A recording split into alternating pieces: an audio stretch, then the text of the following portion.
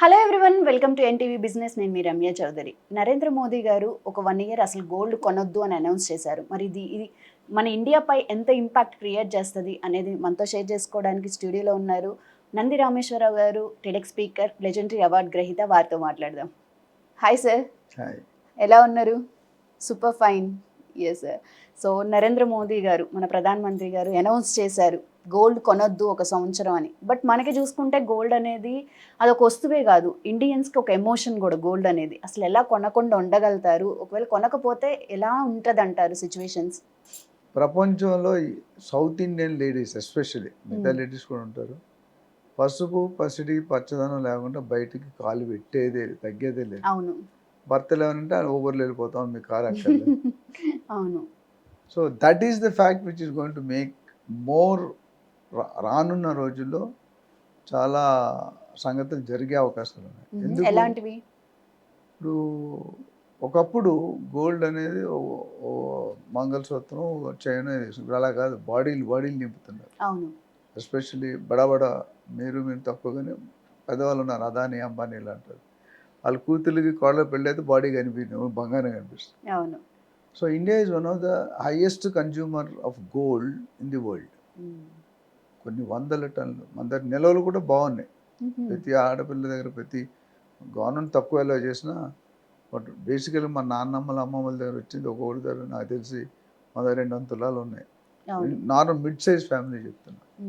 అప్పుడు మా నాన్నమ్మ గారు చెప్పారు, కట్నం ఇప్పుడు 1930s 40s 30 రూపాయలు తులం ఉండేదండి అప్పట్లో. తులం 150 తులాలు బంగారం కట్నం ఇచ్చారంట.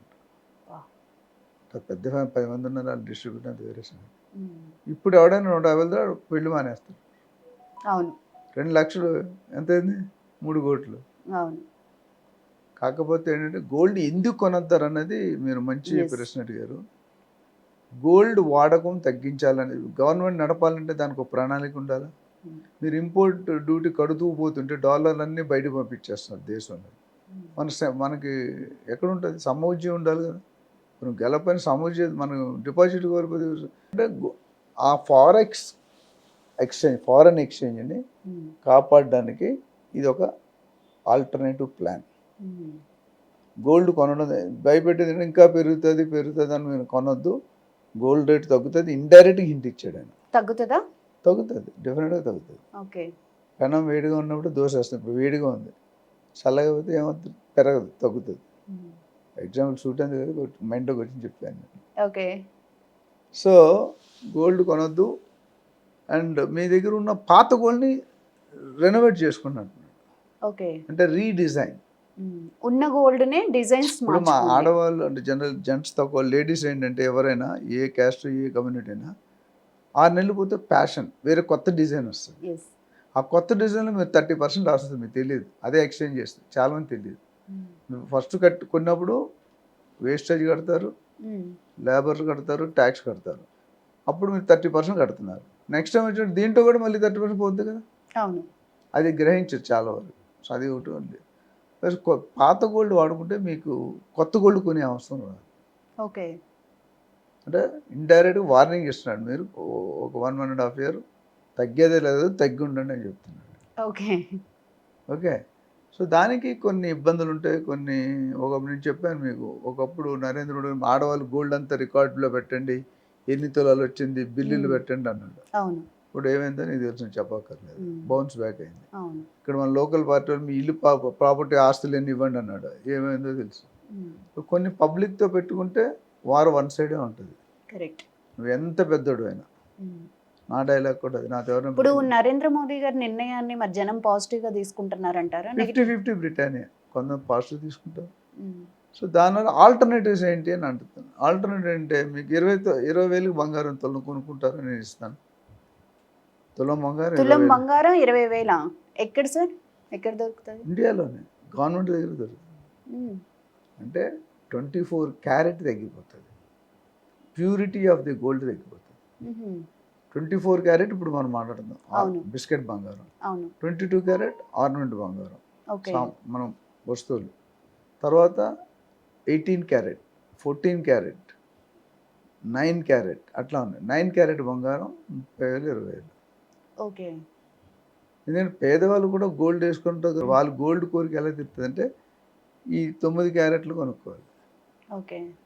మీ దగ్గరికి వచ్చి మెడలో మిషన్ పెట్టి టెస్ట్ చేయరు కదా, 24 క్యారెట్ వేసుకున్నావు 20. సో వాళ్ళ కోరికలు కూడా తీర్చుకునేట్టు క్వాలిటీ. ఇప్పుడు ఇంతకుముందు ఇమిటేషన్ జ్యువెలరీ అని ఇప్పుడు కూడా ఉంది, ఇమిటేషన్ జ్యువెలరీ అని ఉంది. అవును. అది చాలా చీప్, 20,000 పెడితే పెద్ద నెక్లెస్ వచ్చేస్తుంది. Yes. Matte finish, dark dull finish అది ఉంది. సో అట్లా ఆల్టర్నేటివ్. రెండోది ఏమంటే మీరు కొనుక్కునే బదులు బాండ్స్లో ఇన్వెస్ట్ చేయండి. Sovereign bonds, saving certificates, mutual funds, రకరకాల సేవింగ్స్ ఉన్నాయి. అప్పుడే ఇండైరెక్ట్ ఏం చేస్తున్నారు మోదీ గారు, ఆ ఇంపోర్ట్ డ్యూటీని బయటకు వెళ్ళనివ్వట్లేదు, అంటే కట్టనియట్లేదు. ఇప్పుడు వీటిలో పెడితే ఇండియాలోనే ఉంటుంది కదా. అవును. So that's one way of reducing and protecting the country in future. Okay. So నేను లాస్ట్ క్వశ్చన్ ఏంటంటే అడిగే జనాలు, మేము డిబేట్స్ కూడా చేసాం కొన్ని ఛానల్స్లో, ఇప్పుడు కొనొచ్చా కొనకూడదా? అవును. అది మీ మైండ్లో కూడా ఉంది. డెఫినెట్గా కొనొద్దు నా ప్రకారం 100%. అత్యవసరం, ఎస్. రేట్లు పెరిగిపోతేనే కొనకండి. రేట్లు అయితే పెరిగే అవకాశం ఫియర్ ఆఫ్ లేదు. సైకాలజీ, అంటే ఏమో రేపు 4 లక్షలు అయిపోతేమో 5 అని కొనద్దు. యు వెయిట్, పెద్దగా పెరగకపోయినా కొద్ది తగ్గే అంటే తగ్గిపోతే నేను 10,000కి వెళ్తానని చెప్పట్లేదు. Maybe 1 lakh here and there base set అవుతుంది. ఇప్పుడు 1,50,000, 1,60,000 నడుస్తుంది. మ్యాక్సిమం 1,90,000కి వెళ్ళింది 89 వరకు. సో అవసరం అనుకుంటే కొనుక్కోండి. లేదా గోల్డ్ డిమానిటైజేషన్ ఒక స్కీమ్ పెట్టాలి, separate episode. Gold money demonetization చూసాం 2014-15లో. అవును. ఇప్పుడు గోల్డ్ డిమానిటైజేషన్ స్కీమ్, ఓకే. అది కూడా వాడుకోండి. Okay. Right. Yes. Thank you sir. Thank you.